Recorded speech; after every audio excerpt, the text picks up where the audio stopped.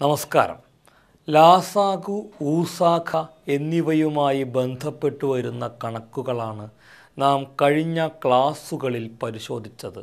മിക്ക കണക്കുകളിലും ലാസാഗു അല്ലെങ്കിൽ ഊസാഖ ഇവയുമായി ബന്ധപ്പെട്ട് വരുന്ന ക്രിയകൾ ചെയ്യേണ്ടി വരാറുണ്ട്. ഇവയുമായി ബന്ധപ്പെട്ടുള്ള കണക്കുകൾ എളുപ്പത്തിൽ ചെയ്യാനുള്ള കുറുക്കുവഴികൾ നമുക്ക് ചർച്ച ചെയ്യാം. സംഖ്യകളുടെ പൊതു ഗുണിതങ്ങളിലേറ്റവും ചെറുത് ലാസാഖുവും പൊതു ഘടകങ്ങളിലേറ്റവും വലുത് ഊസാഖയും എന്ന് ലളിതമായി പറയാം. ലാസാഗു കാണേണ്ടി വരുന്ന ചില ചോദ്യ സന്ദർഭങ്ങൾ നമ്മൾ കഴിഞ്ഞ ആഴ്ച പരിശോധിച്ചു. ഇനി മറ്റൊരു ചോദ്യം നോക്കാം. 64 ചുവന്ന പന്തുകളും 96 നീല പന്തുകളുമുണ്ട്. ഇവയെ തുല്യ എണ്ണം വീതം ഓരോ പാക്കറ്റിൽ നിറയ്ക്കണം. ഏറ്റവും കുറവ് പാക്കറ്റുകൾ ഉപയോഗപ്പെടുത്തുന്നതിന് വേണ്ടി ഓരോന്നിലും എത്ര പന്തു വീതം നിറയ്ക്കാം? ഇത്തരം ചോദ്യങ്ങളിൽ ആദ്യം പരിശോധിക്കേണ്ടത്, കണ്ടെത്തേണ്ടത് ലാസാഗുവാണോ അതോ ഊസാഖയാണോ എന്നുള്ളതാണ്. ഉത്തരമാകേണ്ട സംഖ്യകളിൽ തന്നിരിക്കുന്ന സംഖ്യകൾ ഉൾക്കൊള്ളുമെങ്കിൽ കണ്ടെത്തേണ്ടത് ലാസാഗുവാണ്. മറിച്ച് ഉത്തരമാകേണ്ട സംഖ്യ തന്നിരിക്കുന്ന സംഖ്യകളിൽ ഉൾക്കൊള്ളുമെങ്കിൽ ഊസാഖ കണ്ടെത്തണം. ഇവിടെ ഉത്തരമാകേണ്ടത് ഓരോ പാക്കറ്റിലും എത്ര വീതം നിറയ്ക്കണം എന്നുള്ളതാണ്. അത് തന്നിരിക്കുന്ന സംഖ്യകളുടെ ഘടകമാണ്. അതിനാൽ കണ്ടെത്തേണ്ടത് ഊസാഖയാണ്. ഊസാഖ കാണാനുള്ള വിവിധ മാർഗങ്ങൾ നാം ചർച്ച ചെയ്തതാണ്. യൂക്ലിഡിയൻ രീതിയിലും ഹരണക്രിയാരീതിയിലും ഘടകക്രിയാരീതിയിലും നാം ഊസാഖ കണ്ടെത്തിയതാണ്. ഇവിടെ നമുക്ക് ഘടകക്രിയാരീതിയിൽ ഊസാഖ കാണാം. ഇവിടെ സംഖ്യകൾ 64, 96 എന്നിവയാണ്. ഇവയുടെ ഘടകങ്ങൾ പരിശോധിച്ചാൽ 64 സമം 2 ഘാതം 6 എന്നും 96 സമം 2 ഘാതം 5 ഇൻറ്റു 3 എന്നും കാണാം. രണ്ട് സംഖ്യകളുടെയും പൊതു ഘടകമായി വരുന്ന ഏറ്റവും വലിയ സംഖ്യ 2 ഘാതം 5 അഥവാ 32 ആണ്.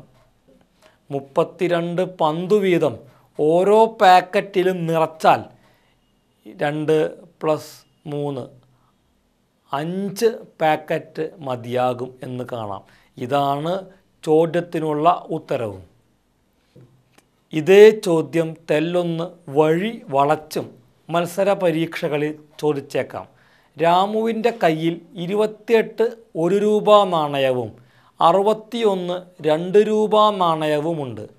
4 1 രൂപ നാണയവും 5 2 രൂപ നാണയവും ബാക്കി വരും വിധം ഇവയെ എങ്ങനെ തുല്യ എണ്ണം വീതം ഏറ്റവും കുറവ് പാക്കറ്റുകളിലാക്കാം? ഇവിടെ പെട്ടെന്ന് ചോദ്യത്തിൻ്റെ മർമ്മം പിടികിട്ടിയില്ലെന്ന് വരും. മാത്രമല്ല 28, 61 എന്നിവയുടെ പൊതു ഘടകം ഏതെന്ന് ചിന്തിച്ചെന്നും വരാം. 61 അഭാജ്യ സംഖ്യയാണെന്നതൊന്നും ചിന്തയ്ക്ക് തൽക്കാലം തടസ്സമാകില്ല. ഒന്നുകൂടി പരിശോധിച്ചാൽ കണക്ക് വന്ന വഴി വ്യക്തമാകും. 28 നാണയങ്ങൾ പാക്ക് ചെയ്ത് കഴിഞ്ഞാൽ 4 എണ്ണം ബാക്കി വരണം. അപ്പോൾ 28 - 4 24 നാണയം പാക്ക് ചെയ്താൽ മതി. അതുപോലെ 61 നാണയം പാക്ക് ചെയ്ത് കഴിഞ്ഞാൽ 5 നാണയം ബാക്കി വരണം.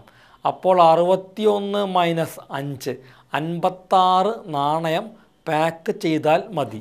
അപ്പോൾ നമുക്ക് കണക്കിലെടുക്കേണ്ടത് 24, 56 എന്നീ സംഖ്യകളെയാണ്. ഈ രണ്ട് സംഖ്യകളെയും തുല്യ എണ്ണം വീതം പാക്കറ്റിലാക്കലാണ് കണക്ക് എന്നതിനാൽ പൊതുഘടകം അഥവാ ഊസാഖയാണ് കാണേണ്ടത് എന്ന് വ്യക്തം. നമുക്ക് 24, 56 എന്നീ സംഖ്യകളുടെ ഊസാഖ കണ്ടു നോക്കാം. ഘടകക്രിയാരീതി ഉപയോഗിച്ചാൽ 24 എന്നത് 2 ഘാതം 3 ഇൻറ്റു 3. 56 എന്നത് 2 ഘാതം 3 ഇൻറ്റു 7 എന്നിങ്ങനെ കിട്ടും. ഇതിലെ പൊതുഘടകം പരിശോധിച്ചാൽ 2 ഘാതം 3 അതായത് 8 എന്ന് ലഭിക്കും. അപ്പോൾ നാണയങ്ങളെ 8 എണ്ണം വീതം പാക്കറ്റിലാക്കിയാൽ മതി എന്നർത്ഥം. കണക്കിൽ തന്നിട്ടുള്ള 28 1 രൂപ നാണയങ്ങളെ 8 വീതം പാക്കറ്റിലാക്കുമ്പോൾ 24 എണ്ണം കഴിഞ്ഞ് 4 എണ്ണവും 61 2 രൂപ നാണയങ്ങളെ 8 വീതം പാക്കറ്റിലാക്കുമ്പോൾ 56 കഴിഞ്ഞ് 5 എണ്ണവും ബാക്കി വരും. ഇതാണ് കണക്കിൽ തന്നിട്ടുള്ളത്. ലസാഗു, സാഖ എന്നിവയുമായി ബന്ധപ്പെട്ട് കൂടുതൽ കണക്കുകളും അവയ്ക്കുള്ള കുറുക്കു വഴികളും നമുക്ക് അടുത്ത ആഴ്ച ചർച്ച ചെയ്യാം. നന്ദി, നമസ്കാരം.